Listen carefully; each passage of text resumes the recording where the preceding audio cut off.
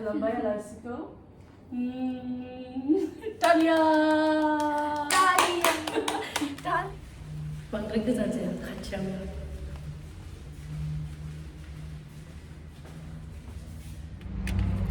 दल मोनसेबाव ओंखारफैबाय बाहेरनि दुनिया सान्दुं दुङाखै एसेबो ओमफ्राय एसे सान्दुं दुंदों नाथाय बार गुसु गुसु बारदों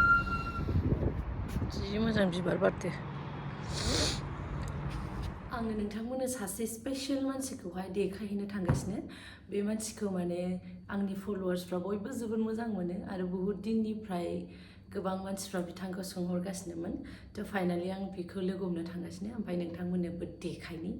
बिथाङासो आरो बिथांखौ बयबो रायजो राजा नोंथांमोन बयबो बोर हर आरो बयबो कंग्रेचुलेसन हर बिथांखौ ना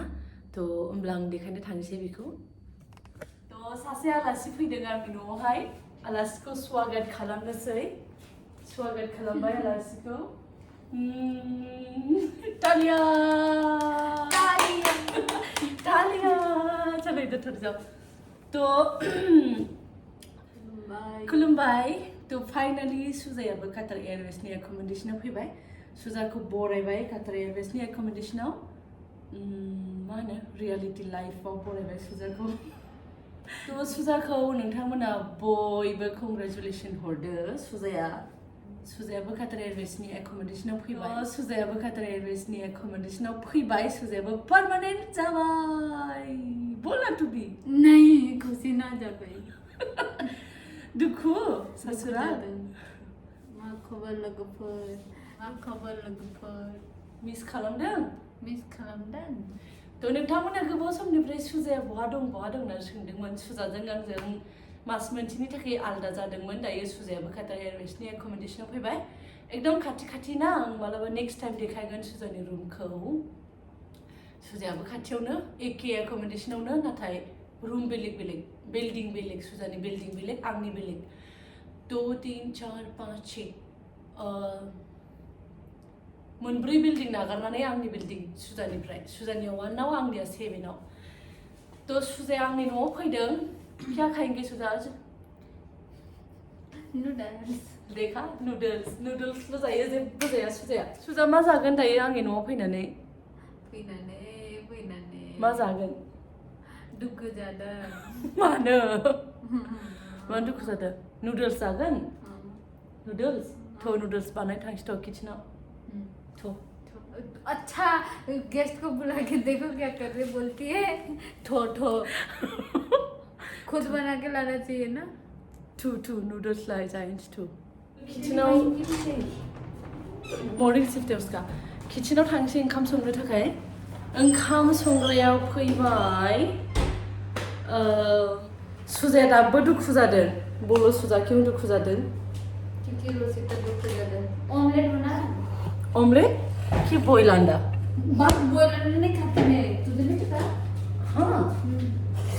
ओए आलासियाबो बॉयल अंडा जायानो तो सुजा मानो दुखु जादों बे आंनि रुममेट दङ सासे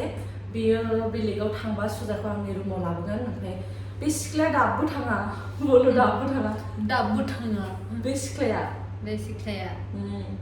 थांब्ला नों फैगोन ना दाबो थाङा बे सिख्लाया प्रे खालामना हो प्रे बे सिख्लाया थाब थांनायनि थ' होमबा आं सुजाखौ आंजों लोगोआव लाबोनो मोनगोन ना रुममेट एस ए रुममेट दुखु जादों सुजानि रुममेटआ अभी तक आई नहीं तो बेवहाय जोंना थानो थाखाय जेबो प्रब्लेम गैया नाथाय रुममेट मोजां नङाबा प्रब्लेम जानो हागौ आरोना मोजां रुममेट नांगौ नंगौ दा नूडल्स ओमफ्राय दावदै नूडल्सखौथ' सुजा नोंसो बानायनो रोंगौ आलासिखौसो नूडल्स बानायनोसै आलासिखौसो नूडल्स बानायनोसै आं रोङा ना नूडल्स बानायनो नोंसो रोंगौ ओमफ्राय आं दा दावदैखौ मारै जानो होनदों सुजा ऑमलेट ना बॉयल नहीं ऑमलेट जा तो प्याज वगैरह मैं खुद बनाती हूँ टर्किश उसमें भरोसा नहीं है मुझे ओह सुजा मान दे टर्किश का कौन है चिकन ना चिकन का है पास्ता या दंखायो जोंनि हाँ पराठा खाना एक पराठा है ना दा बेखौ जागोन नोङो भाइ गाज्रि जाबाय नै बेखौ जागोन नोङो ओरैखौलाय थाइगिर जागोन नोङो सुजा जाया जाया थाइगिर जाया जाया मान गोथाव welcome to reality show welcome to reality show ना बधाई हो आपको भी बहुत बहुत मुबारक अब ये बनाएंगे मेरे पास था ना पैन वगैरह यहाँ भी कौन लेने जाएगा जोंना सारिया सुजा प्लिज मत दिखाओ बिदिखौसो लोङो साया जोंनिया पेकेटखौसो काराकवानि चाय आरो कफिसो बियो चाय नहीं है कॉफी है साहा गैया आंनाव सुजा कफिसो बेखौनो लोंनो दे आलासि दे ओरै फै आलासि आंनाव साहा गैया बेखौनो लोंनो दे आलासि दे आलासी मत बोल मुझे मोजां नङा मोजां मजा थ' सुजाखौहाय आंनि एकोमोडेसनाव बा काटार एयारवेसनि एकोमोडेसनाव बरायबाय आन्दा बुरजि सुजानि बानायनाय नुडल्स दावदै भाजि नुडल्स आरो मोनसे पर'था ओमफ्राय दिनै हराव बानायनाय पास्ता बेखौनो जाहोहरनोसै सुजानि नुडल्स जानायनानै नुयो उयो नायनो सुजा गोथाव जबर गोथाव जोबोर गोथाव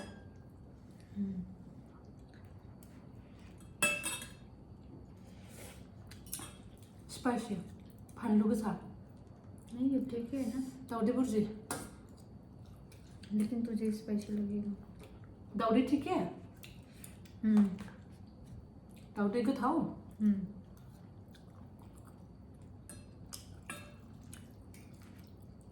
बिदि जानानै कि स्किना मोजां जायो सुजा कैसे होगा रावनिबो सिथर ओंखारा सुजानिजों आंनिजोंल' ओंखारो मानो होनबा दिनै हरावबो ओंखाम जायाखै दिनै हरावबो पास्ताल' जादों ओमफ्राय दाबो नुडल्सल' जादों नै पास्ता अच्छा लगेगा अच्छी लगी जादो मैं कितना नूडल्स खा सकती हूँ ले पराठाखौ जायाखै मानो अंडा के साथ खाओ अंडा के साथ पराठा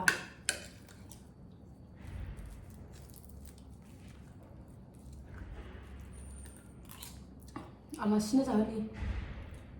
आलासि सुजानो बयबो कंग्रेचुलेसन हरदो जोङो केकथ' हानो गैया नाथाय आन्डा पराठा वाव वेलकम टू रियलिटी लाइफ जिंदगी यही है हमारी आखिरी तो है ये खत्म लाना पड़ेगा लुलू जाना पड़ेगा ना इसके लिए तू भी तो मेहमान है ना आलसी आलसी आलसी नङा आलासि आलसी बोलती तू मुझे आलासिखौ आलसि होनगासिनो